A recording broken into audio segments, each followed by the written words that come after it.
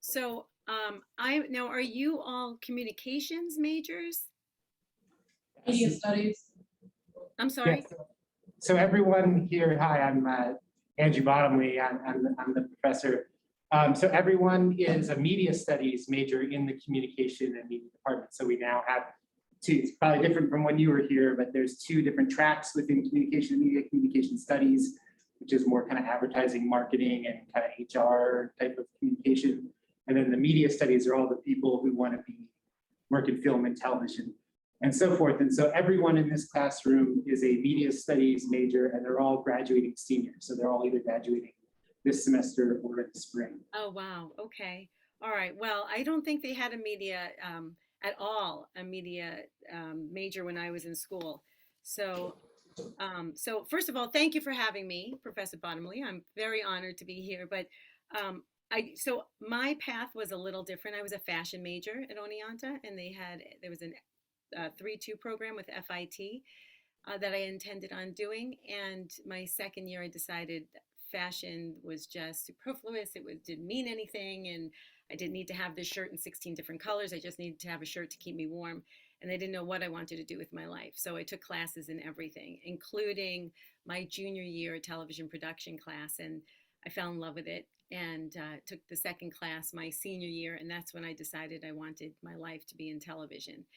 And there was someone at Oneonta studying to be a life coach, and he did a great exercise with me when I was at end of my junior year, and he said, "Close your eyes. It's 5 years from now. Your alarm clock's going off. Where are you? What time is it? Who's next to you? Where are you waking up? Where are you going? How are you getting there?"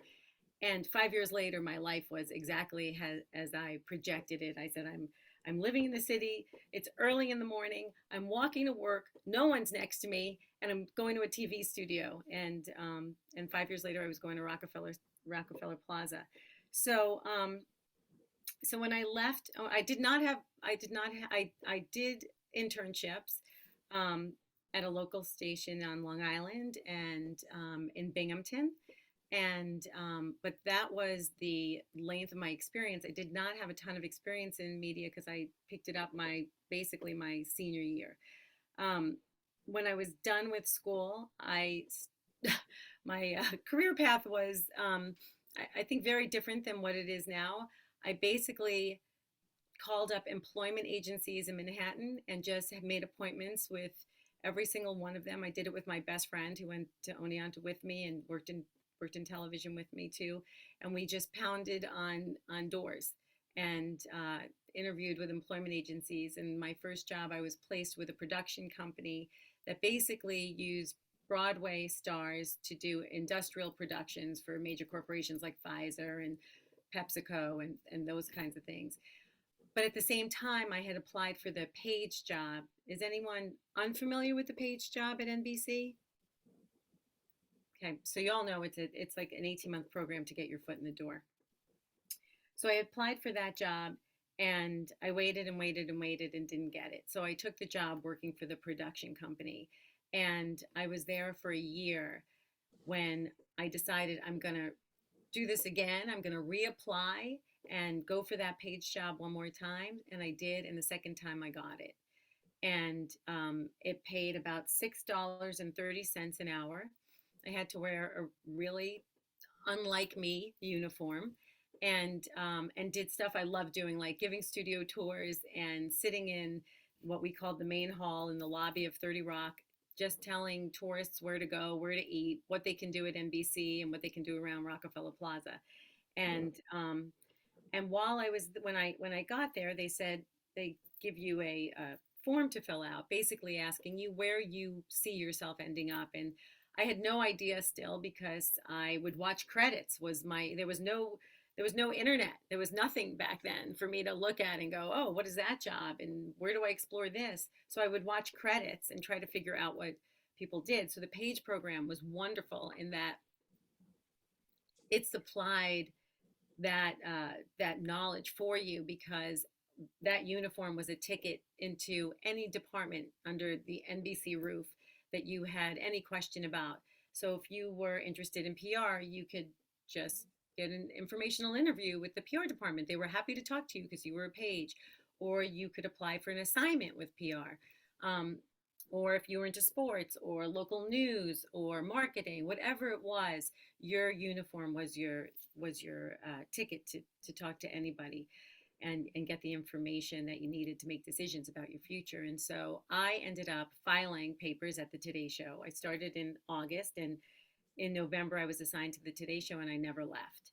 And I would never left because I worked really, really hard. And at first it was hard for me to work really, really hard because I was young and I had plans. And for the first time I was this adult and I could go out to dinner with my friends, and I would notice that every night I'd be canceling those plans because I worked for a news show and news broke 24 hours a day. So I learned quickly that I had to adapt to the business I was in, and I would say a piece of advice about going into any sort of media is really, really love it because you're going to live it. And when I say live it, I mean phone calls at 5 in the morning and phone calls on Sundays and weekends ruined. But it doesn't matter if you love what you're doing because you have so much passion for it. That's why you're doing it. So I was there for that 5 o'clock. I was there because I'd have to, I mean, I didn't do a lot of hard news. I did a lot of entertainment, but when Christy Brinkley got engaged, I was on a plane to Telluride in 5 minutes. So you have to be ready to just pick up your life and change it. So I was a page there, and then they hired me to be a production associate, which was the person who basically helped put the show together. For every segment there was a producer, and I would have to talk to each producer and get their details of their segment, their guest name, where their guest was traveling from, what photos would be, what videos would be, whatever elements they were including in that 6-minute segment was my job to put onto a piece of paper that listed everything that was going to happen, so that the director knew. It was a guide. The director knew what was happening in each segment. So I did that with 4 other people, and then I had a job offer in LA, and to work on something called the Home Show. And my boss back in New York promised me that if I didn't take the job offer, he'd make me the entertainment producer, and he did. And so I stayed, and I did covered entertainment for about 9 years, and all award shows and movie premieres and celebrity interviews, and it was great for the most part. But there was a lot of schlep work. My friends were all like, "Oh, wow, you're going to the Grammys." And my version back then of going to the Grammys was standing outside in the rain and holding the spot on the street for the cameraman at 9 o'clock in the morning. So when he set up at 3 o'clock that afternoon, he had his 12 by 12 square, and I had been there holding it in the rain for him. And then as people entered on the red carpet, I would take their tapes back then. I would take their tapes and I would run them from Radio City into the editor at 30 Rock. And when the next one was done, I'd run that so the editor would get a head start on editing what would air the next morning. And then we'd stay up all night and we'd air a package for the morning. So that is basically that was my trip, my journey from Oneonta into the television world. Do you guys have any questions? You have any questions about the early stages of the career? Ways to get your foot in the door? So is there one back there? Sure. What would you say is the most the hardest part at producing for TV broadcasting? I'm sorry, it broke up a little. The hardest part? The hardest part of producing for TV broadcasting? The hardest part are the rules, and there are a lot of rules, as you guys probably know. When you're putting together a package, let's say, you need to make sure that if you're using any elements in it that are TV clips or commercials or news clippings, that you have the rights to use those, or you can be sued and lose your job because you're costing the company money. If you're using any music, you have to make sure that music is cleared. When I was doing the show opens, we would use music at the top of the show, and we were only allowed to use certain music that was covered by certain production agreement. And so, and there was music we couldn't use at all or we would get fined. So it's just, you'd have this great song that you want to use because it goes so well with what you're talking about, but you can't use it because it's covered under another publishing company. So those kinds of things, covering the Grammys, we covered it one year. And I'm a bad detail person. I'm a really bad detail person.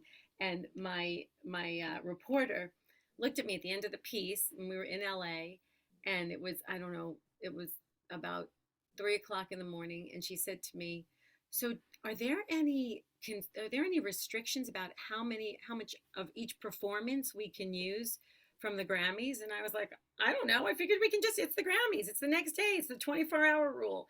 And we looked, and it was like, you can use a total of 30 seconds. And we had to go back and recut the whole piece.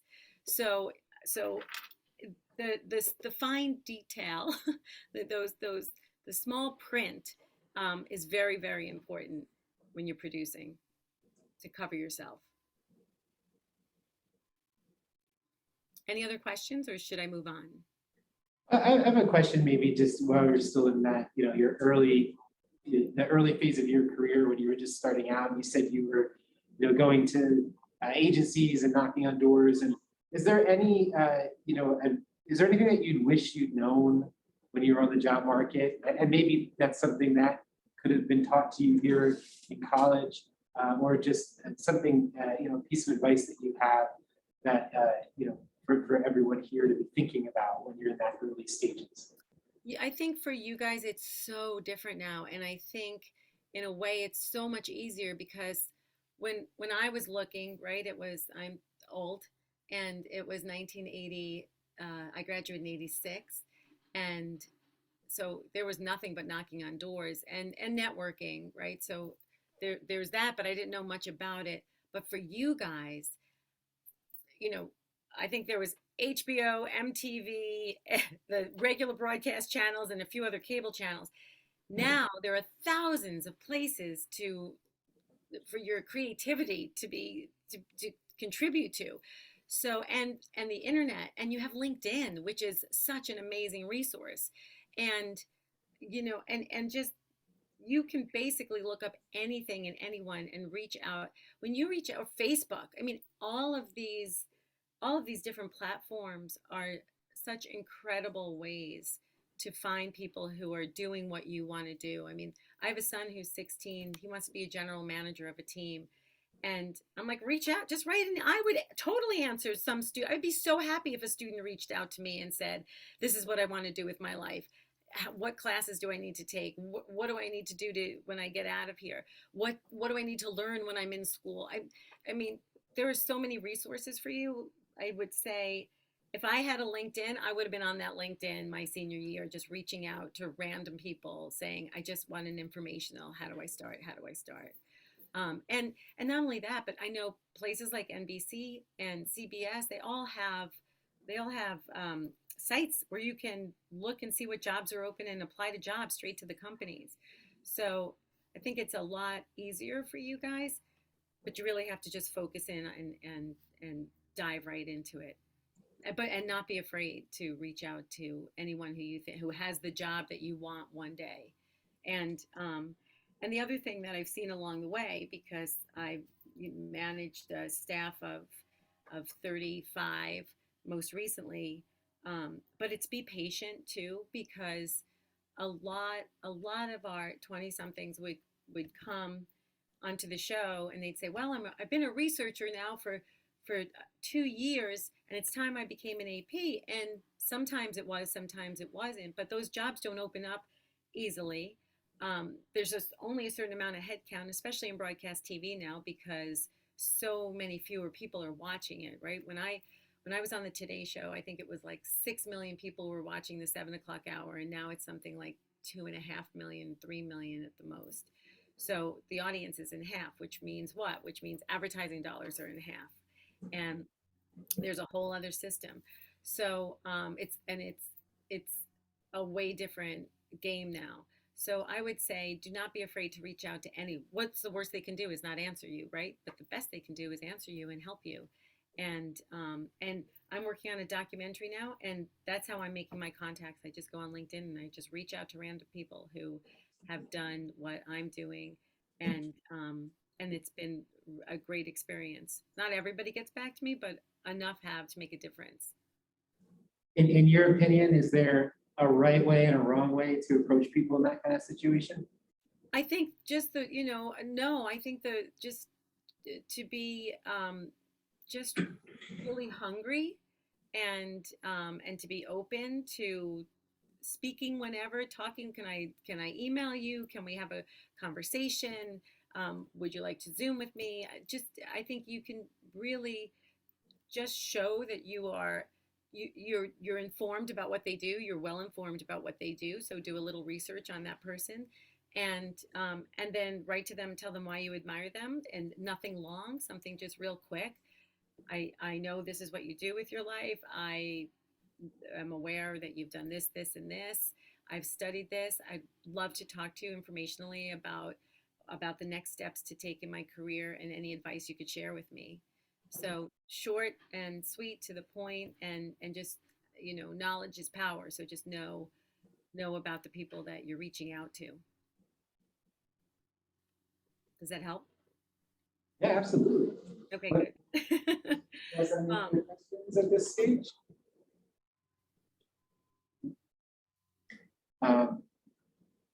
I guess, Joe, maybe you could talk a little bit more about how students might follow in your footsteps, because there are a number of students here in the class that have expressed an interest in working in television, particularly in live television, whether it be in news and talk like you did, or a couple of folks in sports as well.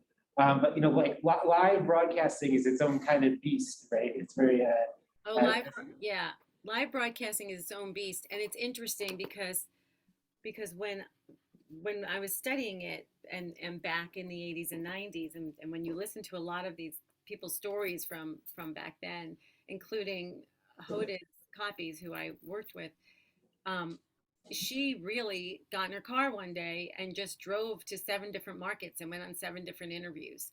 And you really have to be persistent, but it's not so much like that anymore. I say to my son, who wants to get into sports broadcasting and sports marketing and sports managing, and blah, blah, blah, what are you going to do to stand out from the rest, right? So I said to him, do a podcast with your best friend. They're hysterical when they're together, when they're screaming at each other about sports. Just do something that you have a visual to hand in one day. So start your own YouTube channel. If you really want to be an on-air person, there's so many ways you can be on air now without TikTok, without having to knock on all those doors and drive to 7 different markets. Just create following. It's all about followings now. It's all about how many followers do you have, and what kind of influence do you have on the people who are watching for you.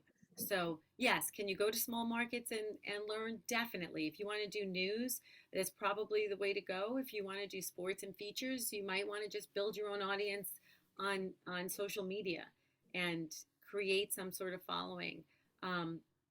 News is a little bit different, because hard news is hard news, and the best way to get that experience is to be out in the field and to go to those local markets and to go to Binghamton. I think I worked at WMGC. I don't know if it's still there. It was an ABC affiliate, but you have to have a thick skin. You have to be persistent, and you can't give up, because it's so easy to give up, because it's so hard to get into, and it does not pay a lot, right? I made I don't know what pages get paid now. I made $6.30 an hour in 86, 87, and but I know our entry level people, just to give you an idea, our production assistants make about $50,000 a year. It's quite different from my nephew, who graduated a few years ago and got his first accounting job and makes about, I don't know, 4 times that. But so it's different. But what do they say? Do what you love and you'll never work a day in your life, right? Somebody have a question? Let's get one from you all. Yeah, right. Do you think what you do with producing is more on the creative side or more on like the technical, like business side? I couldn't hear it. Can you repeat? Or can you say it closer to maybe the microphone? Is there a Hey, microphone? Yeah.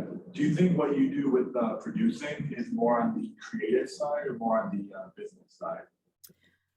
Well, that's a good question because honestly, it started out more creative, but as broadcast television started to lose viewers, it became both.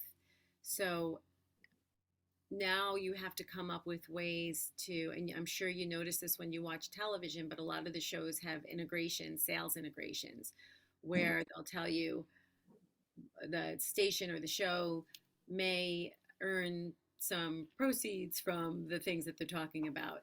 And so there's a lot of cross platforms. How can we do a segment on the best I don't know, the best, the things you need around the house in the case of an emergency, right? And then we put all those things in a segment, and then we cross-platform it over to digital, and they take the 5 things that we did, and they put up 25 things that were not included in the segment to make more money. So it becomes, it has become because of that, because of the broadcast audience dwindling, it has become more of a creative and business brain, a little bit of both.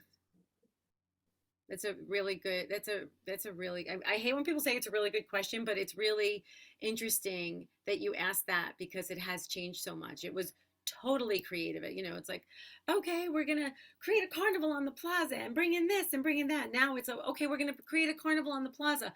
Who can sponsor it? Right. What would you say are some of the other skills that are particularly valuable for anyone who might want to work, particularly in producing of news talk television? Producing and even being on air, I think it's really important to learn editing skills. That's something that, and shooting, that's something that we were not allowed to do 20 years ago. We were not allowed to do even really 10 years ago. And now our producers are going out, even some of our talent. I mean, Hoda, Savannah, Al, they would never go out and shoot anything on their own, but some of our contributors definitely go shoot things on their own, and a producer will sometimes edit it. And we used to always exclusively use editors who were just editors, shooters who were just shooters, audio people are just audio people.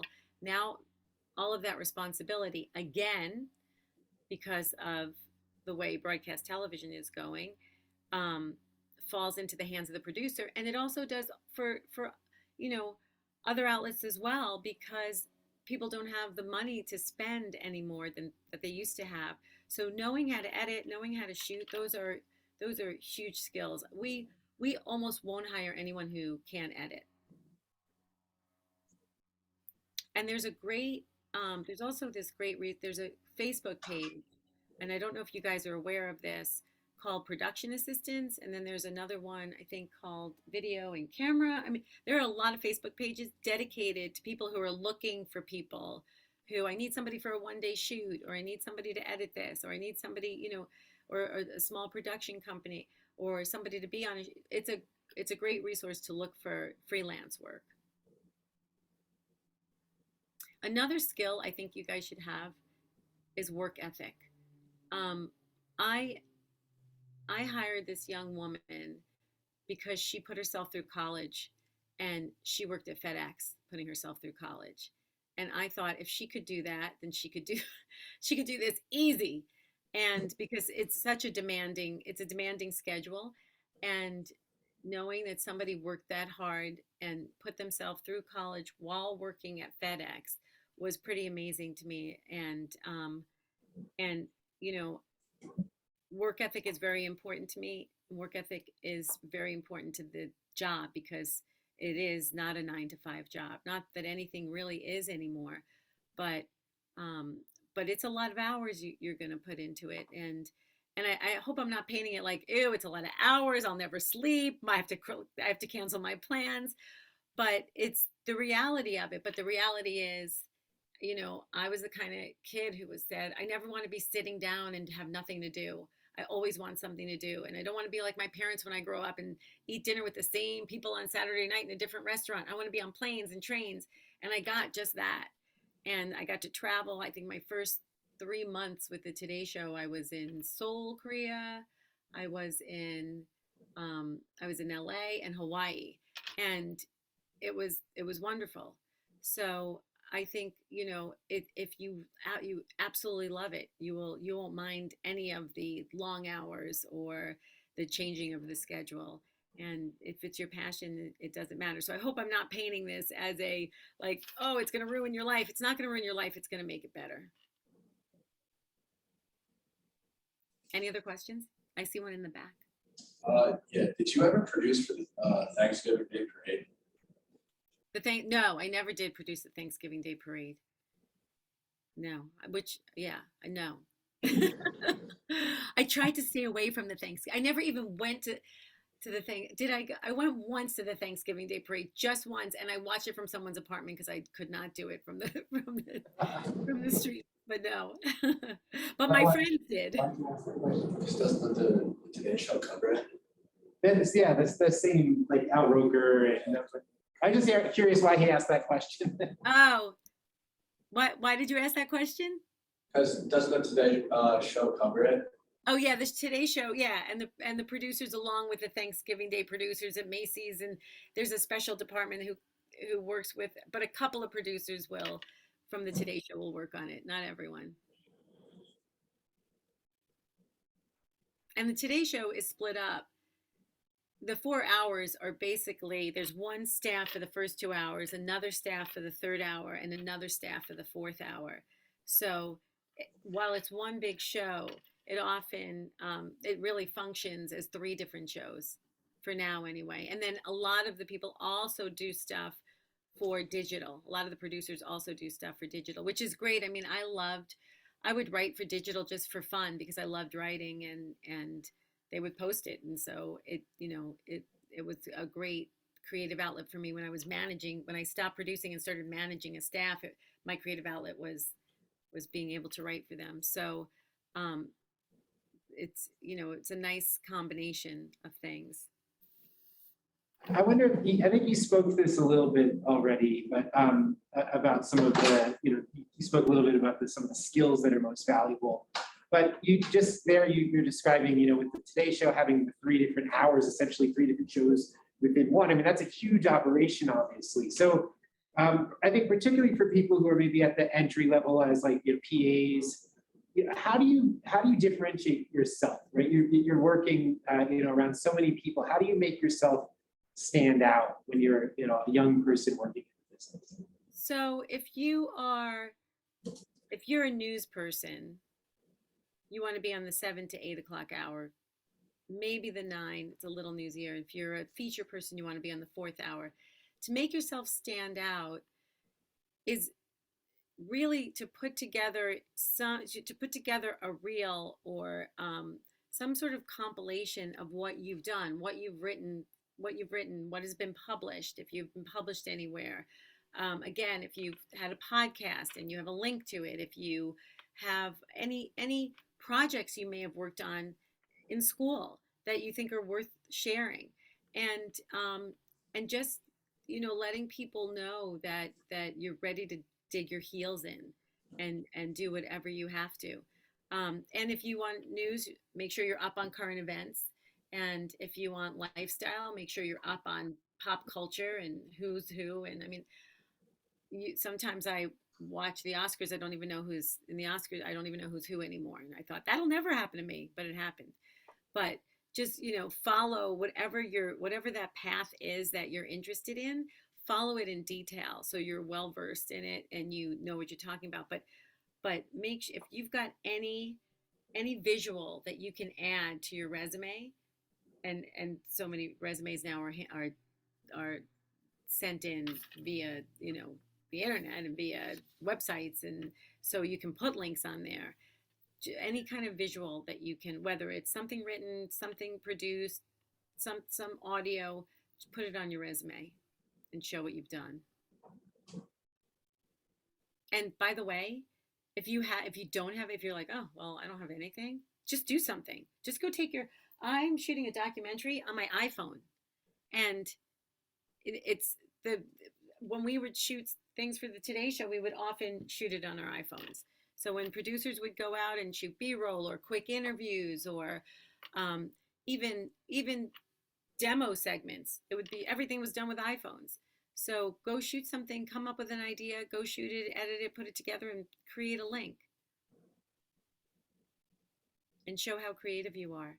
And that's, you know, that's what people want to see. They want to see the creativity. And that you actually, oh, this person actually did something. Does that help? Yeah, absolutely. If any questions? Yeah. Do you have like a favorite segment or story that you got to work on, or like a memory that really stands out? Oh my God, I have so many. I've had such great experiences. I remember going to Billy Joel's house in the Hamptons and interviewing him when he was still married to Christy Brinkley, and he was the nicest guy. And I remember asking him, like, you're a guy from Long Island, and now you're Billy Joel, and you're married to a supermodel, and you've got this amazing house. And he said, and I remember him saying, I wake up every morning and I pinch myself. I mean, he let it all go to pot, but but then he pinched himself and he said, I can't believe I'm this lucky to have this life. And I think he said that I think he said he dropped out of high school and promised his mother he would buy her a house one day, and he did. And so things like that, things like Cher has been, since I was a little girl, Cher had been, and you can see her right there, had been a lifelong idol for me. And I was doing Kathy and Hoda, I was producing that show, and she came on, and Kathy and Hoda put me on air with her, and they had me as part of the segment, and we played this game. And I thought, okay, I was a little girl sitting in my house every Wednesday night at 8 o'clock watching the Sonny and Cher show at like 7 years old. And now here I am with Cher on broadcast, on television, millions of people are watching. And it was just such a moment for me because I never ever dreamed anything like that would ever happen. So a lot of the celebrity moments were fun. So meeting Sophia Loren, and I overslept for an interview I had with her, and she was so kind, and she came over to me afterwards. She's like, let's take a picture together. And she's being one of the most beautiful women in the world, and me having rolled out of bed for this interview, was just and just being treated so kindly by her was such a great memory. And then there are all the segments that, you know, we did where we were able to surprise people with good things, with trips, and with renovating of their homes. And I mean, just to be able, one of the reasons I got into television and left fashion was because I didn't think that fashion made, I mean, it's great and it's fun, but I didn't feel like I was contributing to the world. And in television, I felt like if I could do one thing a day that would help one person's life, whether it made them laugh or they went to the doctor because we did a segment on health and they didn't know that they needed this test and it saved their life, or they saved somebody else's life, or, you know, whatever it was, if I could change somebody's life every day, just one person's life every day, then I was doing what I was put on this earth to do. And it wasn't about me. It was about giving back. And I got to do that for, I mean, I left the show about a year ago, but I got to do that for 30 something years. So I consider myself very blessed and lucky. But yeah, I mean, there were so many memories of, so many great memories. I could, call me, I'll tell you all of them.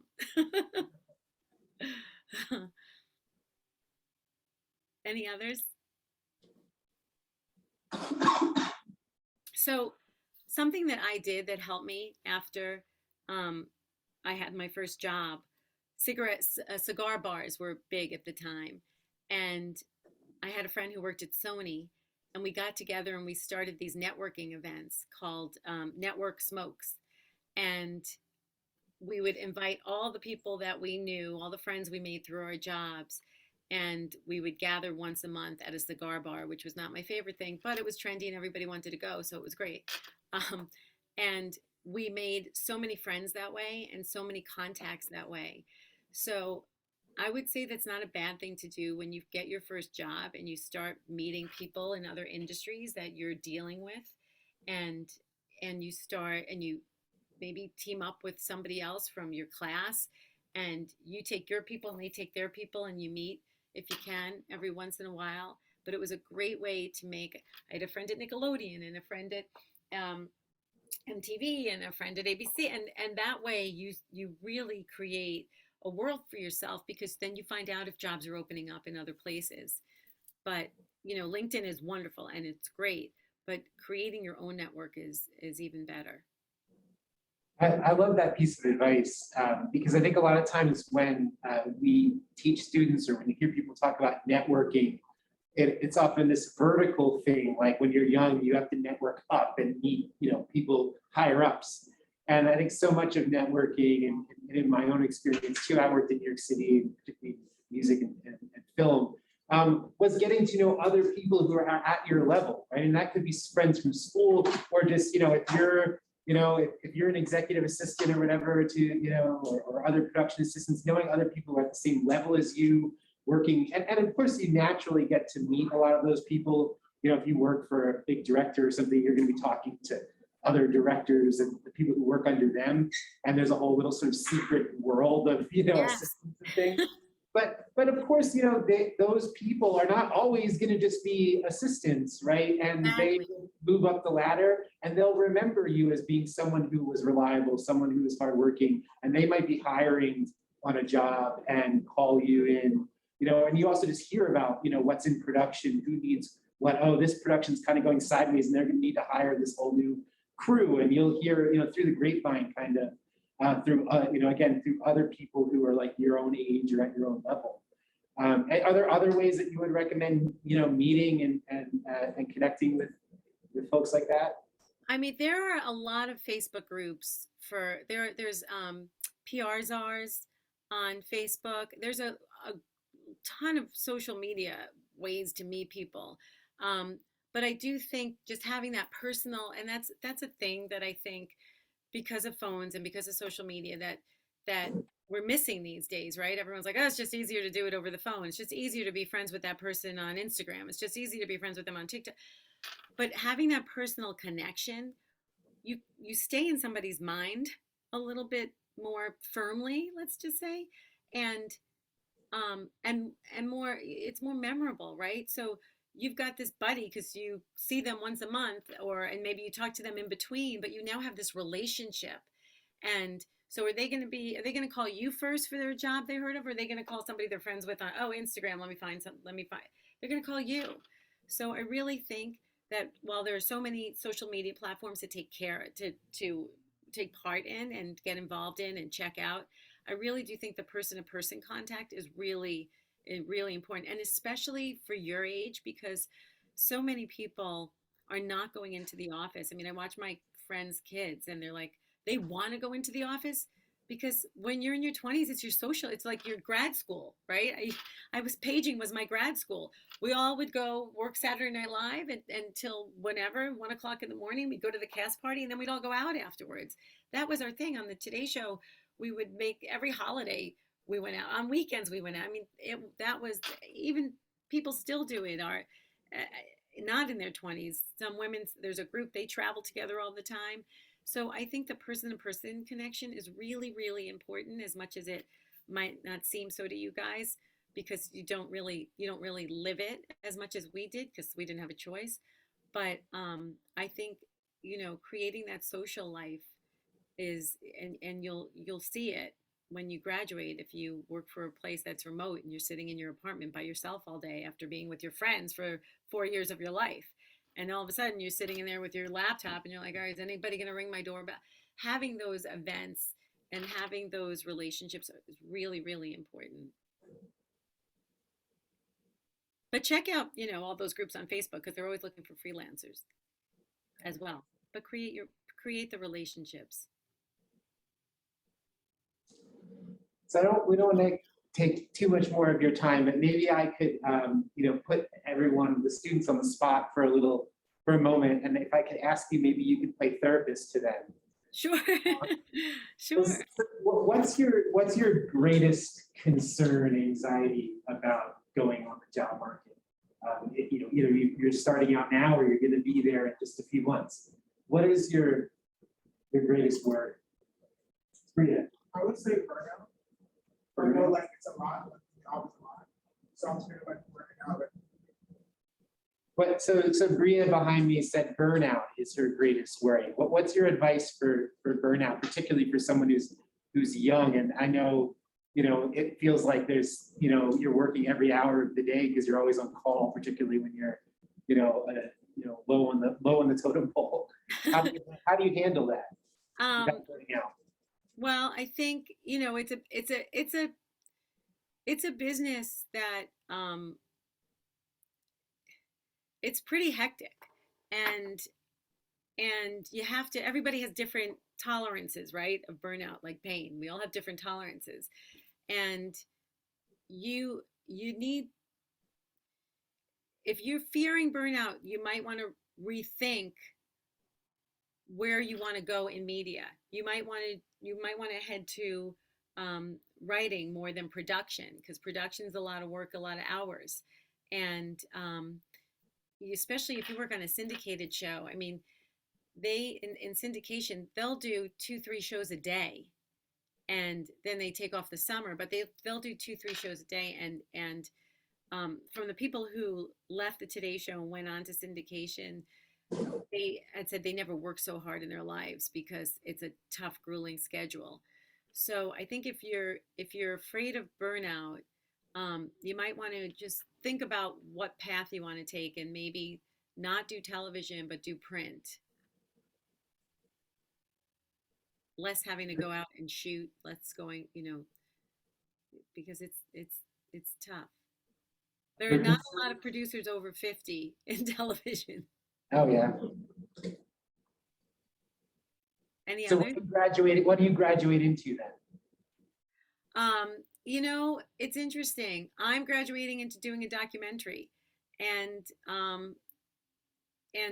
which is almost too slow for me, because I'm so used to having an idea and it's on the air within 2 or 3 days, and usually one. So now I've been working on this documentary for, I guess 6 months, and I'm like, how is it not done yet? I need to get it done. So, it's different for everyone. It's really different for everyone. Some people just get totally out of it. There are 2 women in town who worked in television. They got out of television. They started a real estate company, and now they're realtors. And they're known in town as the former TV producers who are now realtors. But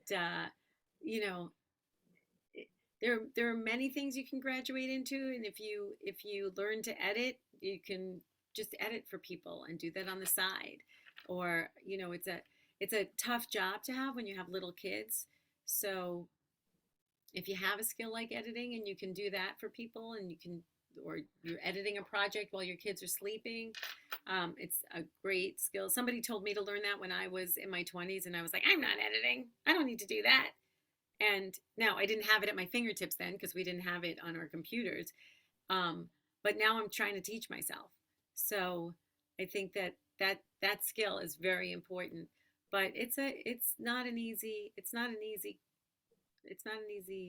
career. It's a fun career. It's a special career. It's a very, very interesting career. What's the documentary about, by the way? Oh God, menopause. Because everyone's going to go through, well, not everyone, but everyone's going to be affected by it. If you know a woman, if you live with a woman, if you love a woman, you're going to be affected by it. So nobody talks about it, and it's time that people started talking about it. And so we are hoping to change that conversation. I think that's really important, especially for women, because half this population is women. So thank you for making that documentary possible. Well, thank you for saying that. I really appreciate it. And a big part of this population is going to be going through menopause in the next couple of years. So I think it's something like 12% of the world, which is nothing compared to how many people in this country.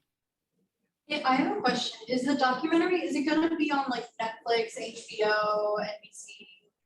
So that's what we're learning now. We're shooting it. We don't know where it's going to be. We have to sell it, and we haven't sold it yet. We've put together a trailer, and I'm actually going to North Carolina this weekend to go shoot a doctor in North Carolina, and we're shooting this wonderful woman in Ireland. Someone who lives there is shooting it for me.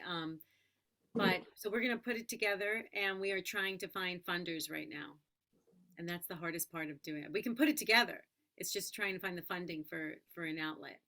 So tomorrow I'm having a meeting. Somebody, and this is again, it's in the town I live in. A lot of media people live here, and somebody got my name from somebody else because they heard I was doing a documentary, and I had coffee with her, and she told me I should reach out to this other woman. So this woman that I reached out to started Doc NYC, which is the biggest documentary festival in the country, and I'm having coffee with her tomorrow, and hopefully she can point me in the direction. But that's the whole point of meeting people in real life, right? So someone in town heard that I was doing this documentary. They loved the idea, and they put me in touch with a friend who put me in touch with somebody. And this is such a I don't believe in coincidences, but so this is such a universe thing. But my first boss was this amazing woman who went out to LA and had offered to give me a job in LA, and about 3 weeks ago, my partner in the documentary said to me, "These two women reached out. They're interested in teaming up with us for the documentary." And when I asked what their names were, one of them was my very first boss in television. And so it's a good thing I didn't burn that bridge. and and it's a good thing I was a really hard worker because she couldn't wait to get on the phone with us. So and she is a key a key person to help us with this project. So that again is why it's so important to network. This is somebody in my life who I haven't seen in 30 years or talked to in 30 years. Best of luck to you on that one. Thank you. Thank you. So we're just coming up on time, and we've almost taken an hour from you. So I wonder if you just have any parting words for the students. I would just say, if you love this, then go put your whole heart into it, especially when you're young and have energy, and do whatever you can, learn whatever you can wherever you go, accept any job that can look. I worked for a production company that had nothing to do with television or where I wanted to go, but I still talk to those people. I help them, they help me with stuff that I need done. I helped them when I was on the show with things that they needed done. You just never know where it will lead you. So if there's a little bit of something and you feel good about it in your gut will never lead you the wrong way. Take the job and work as hard as you can. And if you work as hard as you can, you'll get noticed. And ask for what you want. Do not be afraid to ask for what you want. Just don't ask too soon, because there's a lot to learn. So I have to ask as a parting question that I see your Emmy sitting there just sort of casually tucked on the side. The Emmy, Oh. what did you win that for? That was for producing on the Today Show.